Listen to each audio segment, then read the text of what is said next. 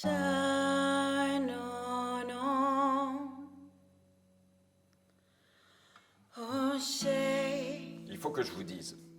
Enfin, il ne faut pas forcément que je vous dise, mais j'ai envie de vous parler d'elle. De vous raconter comment. Surtout, j'ai pas envie d'oublier.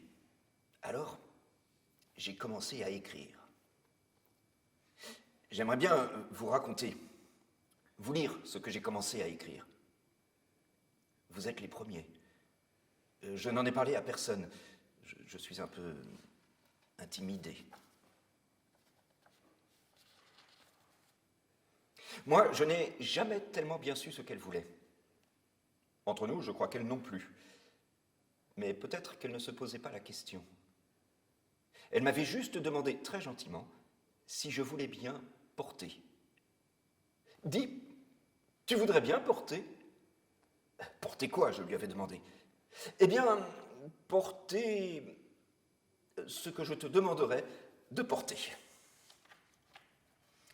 Ce qui m'avait porté à croire qu'elle ne savait pas encore ce qu'elle me demanderait de porter. Je veux bien. Je ne savais pas alors où tout ça nous mènerait. Parce que je ne savais pas non plus que, pour porter ce qu'elle me demanderait de porter, je devrais la suivre. La suivre où? Eh bien, la suivre où elle irait. Mais où irait-elle? Je crois bien qu'elle ne le savait pas elle-même. Mais peut-être qu'elle ne se posait pas la question. Elle irait quelque part, et ce serait toujours le bon endroit. Alors je l'ai suivie. Aussi loin que ses pas l'emmenaient, ses traces m'appelaient. Ni seyo, ni ono neo, ni ono no no no a ni fa, no yo feo yaneno, no yo ne a ye fa o.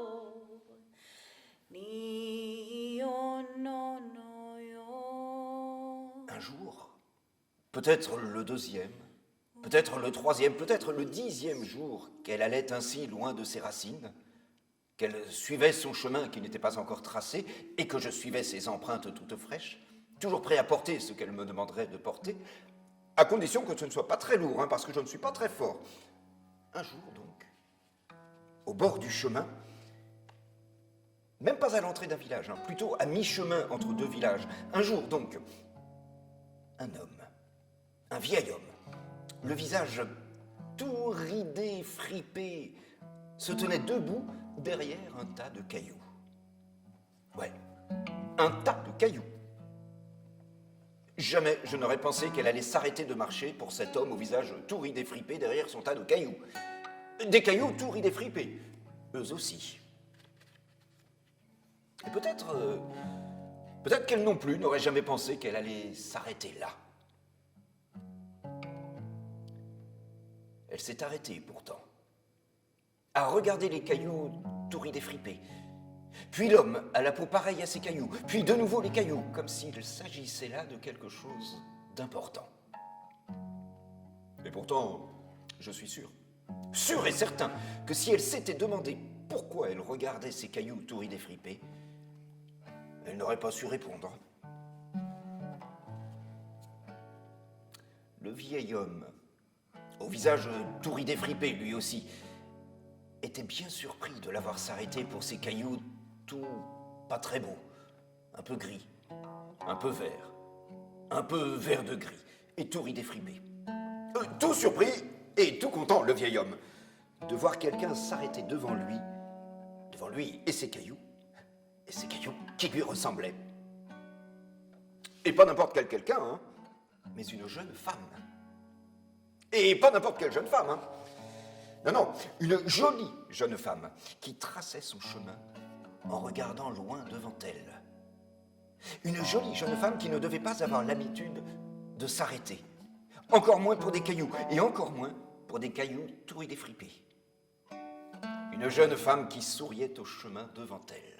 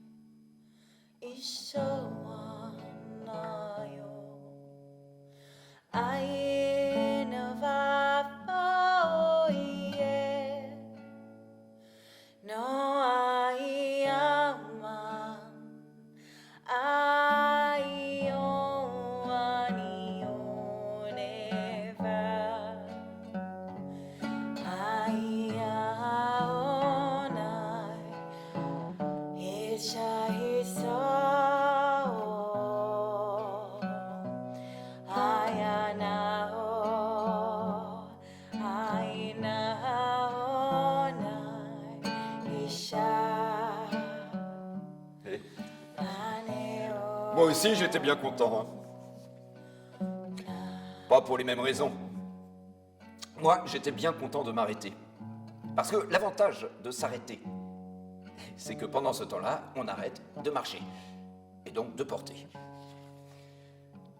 Et le vieil homme, tout ridé fripé, était tellement content de l'avoir regardé ces cailloux tout pareil que lui, qu'il s'est mis à sourire. Et son sourire a creusé encore un peu plus son visage tout desséché, a creusé 1001 rides supplémentaires sur sa peau. Enfin, peut-être pas 1001, mais plusieurs quand même. Et des petits cailloux carrés tout blancs, tout lisses, sont apparus dans le trou de son sourire. Oh, pas beaucoup, hein, peut-être 3 ou 4 petits cailloux d'émail. Pas si blancs que ça, en regardant bien. Mais ça faisait comme des éclats de lumière dans sa bouche. En fait, je ne suis pas sûr qu'elle regardait vraiment les cailloux. Elle non plus n'en était peut-être pas vraiment si sûre. Mais lui, le vieil homme tout ridé fripé, il l'a cru tellement fort qu'elle s'est sentie un peu obligée de baisser les yeux sur ses cailloux. Des cailloux ni très beaux, ni très remarquables, plus ou moins verts, plus ou moins gris, plus ou moins vert de gris, et tout ridé fripé. Alors lui, il lui a dit « Prends ces cailloux, ce sont bien plus que des cailloux. Si tu sais y faire, ils te seront plus utiles que n'importe quelle pierre. » Et là, j'ai bien compris que je n'aurais pas dû m'arrêter de marcher. Que j'aurais dû continuer, même si je ne connaissais pas le chemin, même si je ne savais pas où aller. Le savait-elle, elle? Et je n'avais qu'à faire comme elle, droit devant. Non, elle m'a demandé très gentiment si j'étais toujours d'accord pour porter. Est-ce que tu es toujours d'accord pour porter? Ce qui voulait dire que j'aurais encore pu ne pas être d'accord. Si je ne m'étais pas arrêté, je n'aurais pas eu besoin d'accepter. Mais là, je ne pouvais plus vraiment refuser. Et puis, je n'avais rien d'autre à faire. Alors, j'ai pris les cailloux. J'en ai mis dans mes bras, dans mes poches, plein les bras, plein les poches. Et le vieil homme, tout ridé fripé, était tellement content de voir son tas de cailloux disparaître dans mes poches et dans mes bras. Je n'aurais jamais cru que l'on en emporterait tant. Et il trouvait toujours une petite place pour rajouter un de ces cailloux. Si bien que bientôt, il n'y en avait plus un par terre au bord du chemin. Plus l'ombre d'un, plus la plus petite poussière de l'éclat d'un. La terre était plate, comme au temps où elle n'était pas encore ronde. Et c'est moi qui portais tout le tas de cailloux. J'avais l'impression d'être un tas de cailloux avec des pieds pour avancer. Le vieil homme était tellement content qu'il semblait beaucoup moins vieux, beaucoup moins ridé, beaucoup moins fripé, et beaucoup plus léger quand il est parti de son côté, délivré de son tas de cailloux. Elle,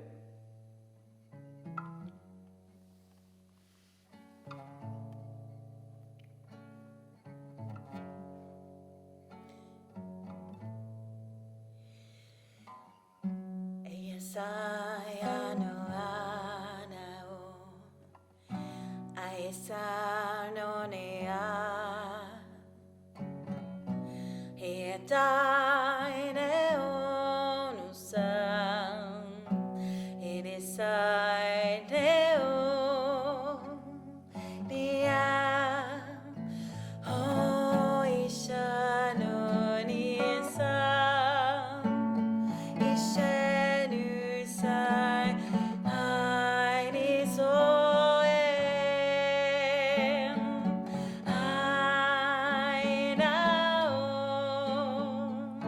Ai nao, Isayuna sayawa, anayao. Elle a repris sa marche, toujours droit devant, et moi, derrière.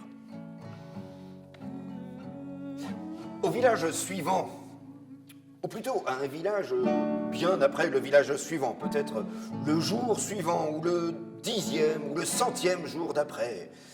Après des jours et des jours de marche à porter tous les cailloux tout ridés fripés du vieil homme nettement moins ridé depuis qu'il n'avait plus ses cailloux, elle s'est arrêtée.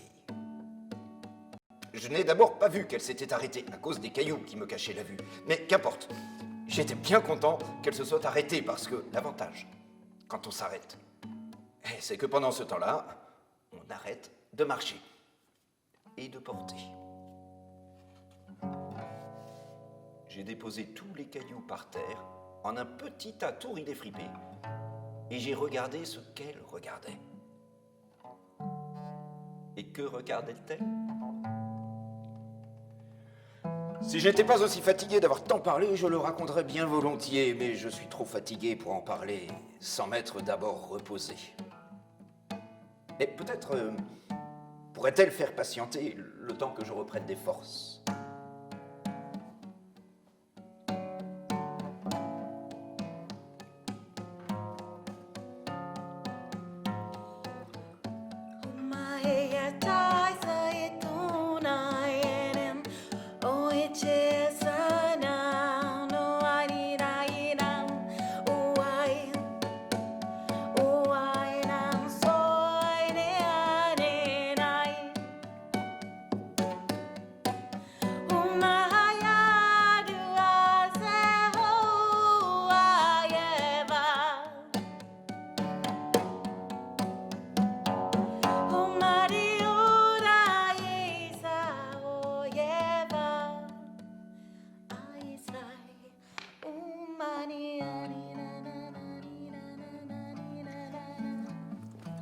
J'ai donc regardé ce qu'elle regardait. Mais que regardait-elle ?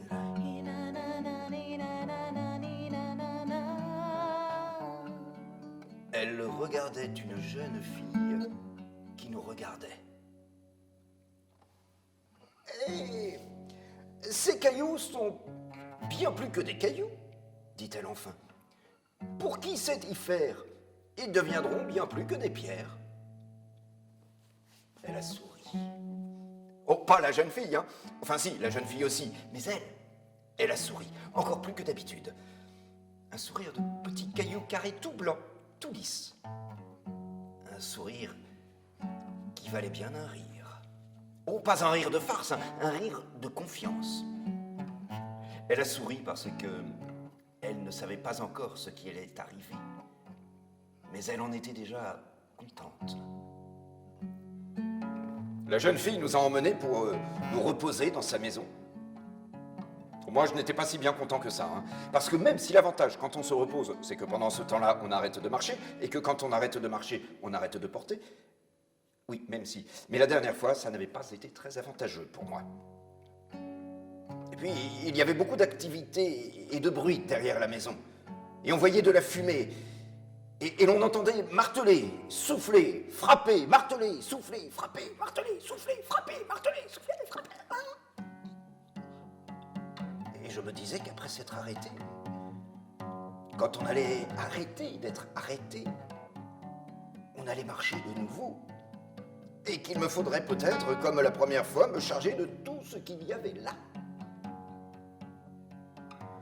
Et je n'étais pas sûr d'avoir les bras assez grands pour porter toute la fumée qui flottait derrière la maison, ni les poches assez vastes pour y enfouir tous les coups de marteau qui retentissaient. Et puisque j'avais dit que je porterais.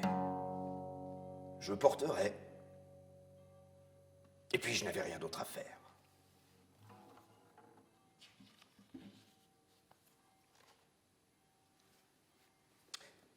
Mais le jour suivant, qui n'était peut-être pas tout à fait le lendemain, et peut-être même pas le lendemain du lendemain, mais un jour d'après, peut-être le 3e, ou peut-être le 42e, quand il a été question de repartir, je suis repassé devant la maison pour y reprendre le tas de cailloux, là où je l'avais laissé à notre arrivée. Eh bien, il n'y en avait plus un. Plus l'ombre d'un, plus la plus petite poussière de l'éclat d'un. La terre était plate, comme au temps où elle n'était pas encore ronde. Dire que j'ai été déçu, ça non. Ce serait exagérément exagéré.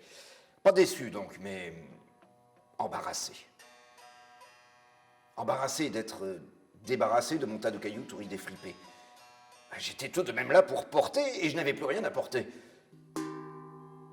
Ce qu'elle allait faire des cailloux m'importait peu. Je devais porter, un point, c'est tout.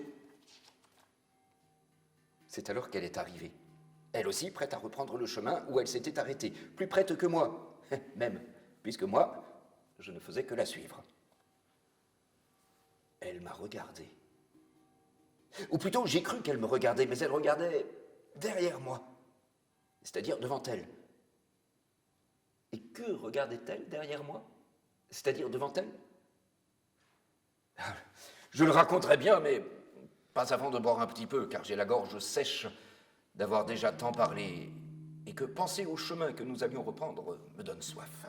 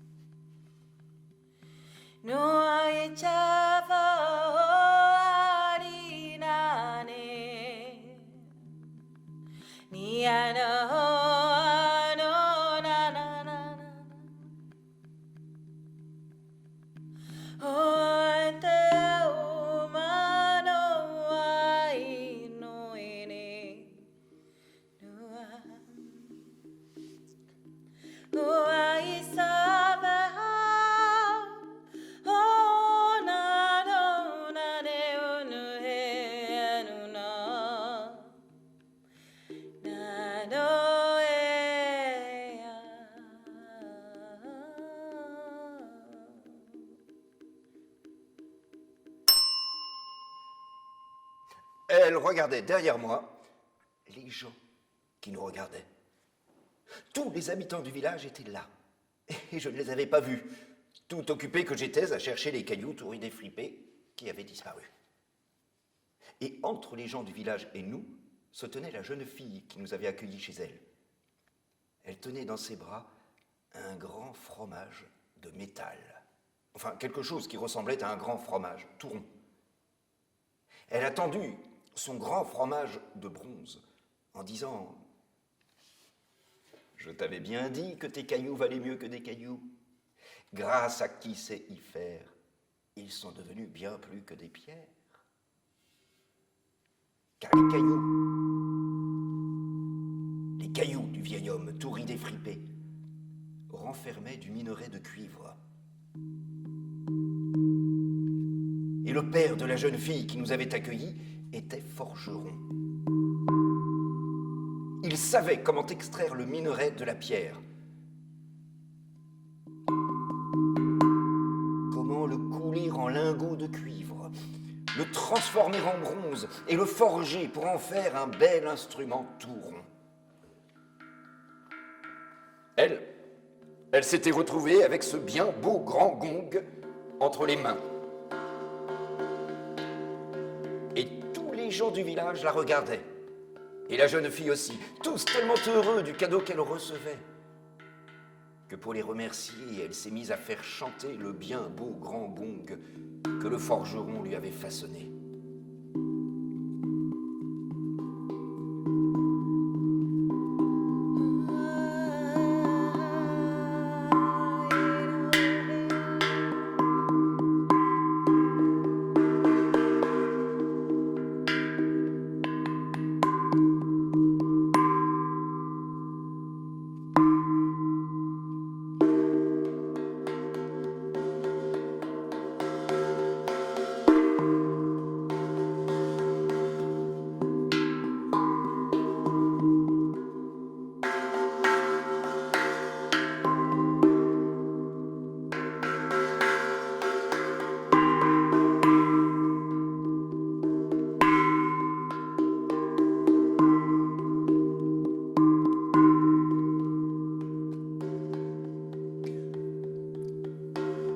Je ne sais pas si elle avait déjà tenu un gong, hein. Je ne sais même pas si elle en avait déjà vu un. Mais elle a fait comme si. Comme si elle avait l'habitude. Elle a commencé à frapper dessus, tout doucement, puis plus fort, et encore. Et le chant du gong a appelé son chant à elle. Si bien qu'ensemble, le gong et elle, ils ont offert un chant de remerciement et d'adieu aux gens du village.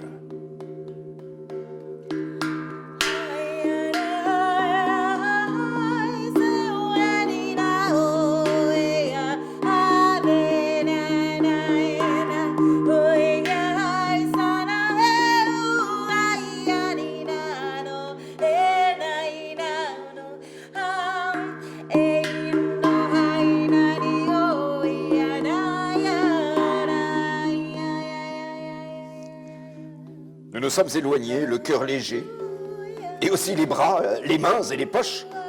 Enfin, je parle pour moi parce que elle portait son bien beau grand gong devant elle, écoutant où ces harmonies nous emmenaient. Et moi, puisque j'avais dit que je porterais, eh bien moi, je portais le souvenir de la jeune fille, et du forgeron, et du vieil homme tout défripé, et du chemin. Je portais tous ces souvenirs dans mon cœur. Sans peser bien lourd, ils occupaient une bien grande place.